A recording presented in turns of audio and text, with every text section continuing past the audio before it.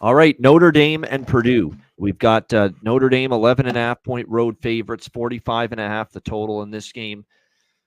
Oh, man. This is going to be interesting to see how this one goes. But obviously, Notre Dame is going to be looking to pick themselves up off the mat from that absolutely jarring, stunning, flooring loss to Northern Illinois, whatever you want to call it. 28.5-point favorites, Notre Dame. They lose 16-14 against Northern Illinois. Obviously, this is a spot where you would think the focus is there for Purdue coming off a loss like that. But you got to lay 11.5 here. With an offense that, look, even in the win against A&M wasn't great with Riley Leonard. It obviously wasn't any good after that first drive last week against Northern Illinois. That would be your concern here going into this game here from a Notre Dame standpoint.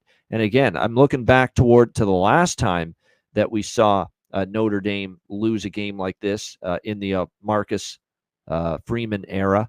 It was 26-20. Remember that game to Marshall, 20-point favorites? Couple of years ago. They lost 26-21 at home.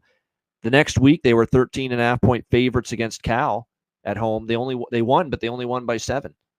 So they did not cover, and that would not be good enough, obviously, a win by 7 here to cover this number. So I ain't laying it still with Notre Dame, even though this is a bounce-back spot. The question is, how good is Purdue? I'm not sure yet, because they beat up Indiana State 49-0 in their first game, an FCS opponent.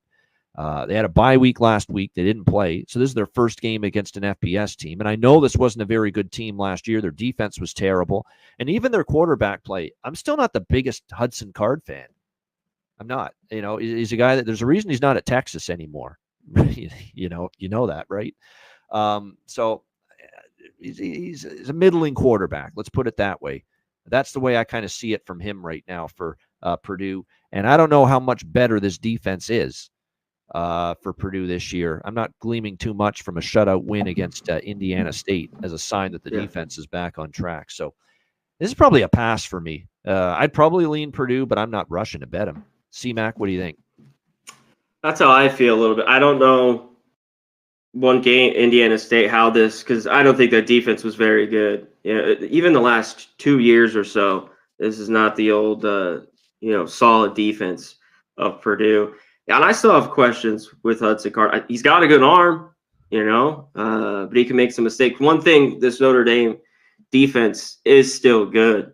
And this total's starting to get low. They know it. Here 45.5. I kind of look that way. I wish this was a little bit higher. Notre Dame, too.